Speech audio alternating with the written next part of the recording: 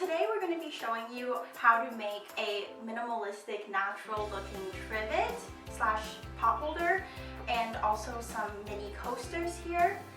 So for this DIY, we're going to need some cotton rope. This stuff is pretty easy to come by just at your local craft store or a home store. This is from Canadian Tire, yep. And it's 100 feet for only $10, so pretty good deal. For the big size trivet, you're going to need 26 feet, and for the little one, you need 5 feet, 8 inches. Yeah, and so the big size, this is 8 by 8, so 8 inches. And for the coasters, it's 4 by 4, so just so you get an idea of how big they are. And of course, you'll need some thread in a color that matches your rope, so you don't see it when you sew the ropes together, and some contrasting thread as well. Just for your X. You can do any color, doesn't have to be black. And of course, you'll need a measuring tape just to measure out your 26 feet. And some scissors. You'll also need a sewing machine for this DIY, but it's super easy. So let's get started. So the first thing that we're going to do once you've cut your cord is we're going to wrap one of the ends in thread. And the point of this is just to make sure it doesn't fray later on, and it kind of cleans it up so it looks really nice once we go to make our loop at the end of this DIY. So just wrap really tightly around there as many times as it takes so it looks good and clean. And then once you've got that, just cut off the thread, and then we're going to thread it onto a regular sewing needle and just pull that thread back through the rope so that there's no ends that are going to unravel. It's a little tricky, but once you get that on there, you'll see I just kind of sew it back into the side where I've wrapped, so it's easier to get through because the rope is pretty thick. So just in the side there, push it. It's actually kind of tricky to push, so I ended up having to use the table to push it through. But once you get it through, just pull it all the way, and then we're going to snip the ends there.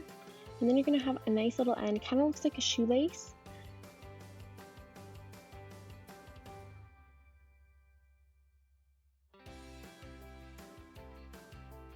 So the first thing that we need to do before we start sewing is to set our machine to the zigzag stitch, which is number 7 on mine. And then I have a width of 6 and a stitch length of 3.5. So that is just what I needed so that the stitch was wide enough to catch both pieces of rope when we're sewing, which will make sense in a second. And then the length was just personal preference. So you'll have to see on your machine how that works. And then our first thing to do here is just to start coiling up your rope just in a spiral pattern. And I'm actually holding it wrong here. I'm going to flip it. So you want to make sure your tail is coming up and around to the right. So then when you're sewing, you're going to just keep coiling it up.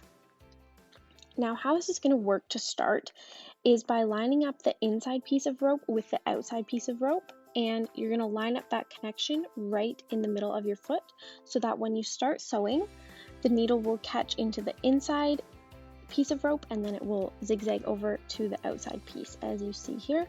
And then it's basically just attaching the outside row of rope to the main trivet, and as you keep going in a circle, you just keep attaching it in a spiral motion.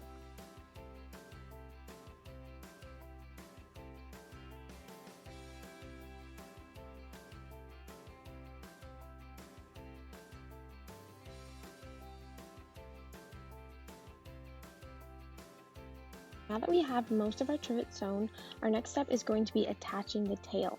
So what I've done here is just taken the end that we have wrapped in thread and bringing it back towards the center, and then we're just gonna put a pin in that so it stays together while we sew.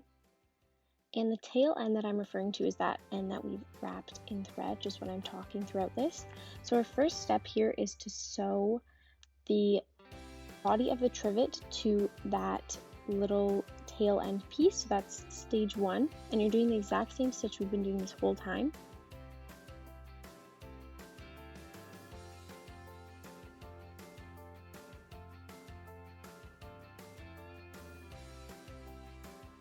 And I'm only going till about an inch from the tail end. I'm not sewing that whole piece down.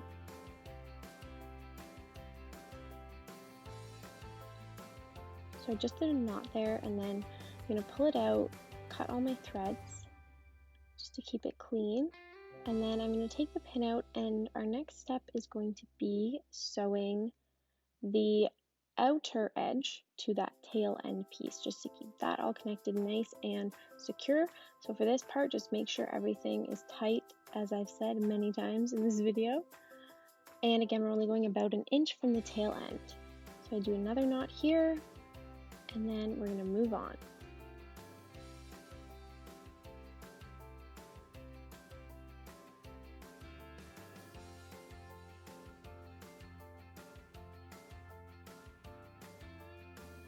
So once you've cut off all your threads, your loop there is done. And the next thing we're going to do is fix up this middle portion where we started, because it's all loose. So instead of working out inside out, we're going to work from the outside to the in. So start from where you first began your stitching, and you're just going to work inward. You're doing the exact same motion we've been doing this whole time. And just try to do your best here. It's a little tricky to get in that tight little loop, but just go as far in as you can, and don't worry if it's not perfect, because we're going to fix this up with the X when we make that later, and it'll also clean it up and make it more secure. And once you feel like you have that pretty secure, just take it out. Make sure you cut all your threads at this point. You don't want them getting tangled up later when we sew our little X on. So that's the next step.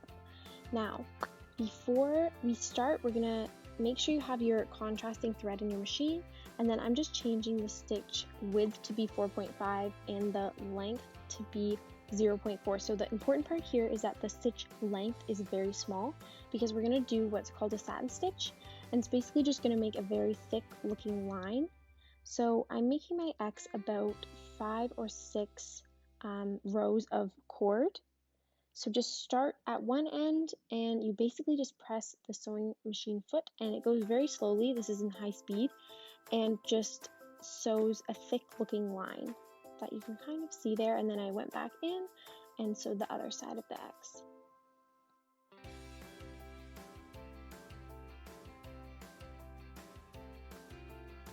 So once I took that out, I kind of realized that I wanted it to be a bit thicker and darker looking. So I just cut all my threads. Again, really important to do that in between each step so they don't get caught up. And then I'm just gonna go over it one more time. I wanted it a bit longer and a bit darker. So cut that thread, and then we're gonna put it back and do the exact same thing that we did before. Just going over those same lines that we made.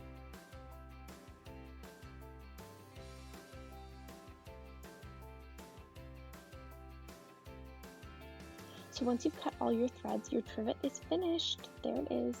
So cute and so easy.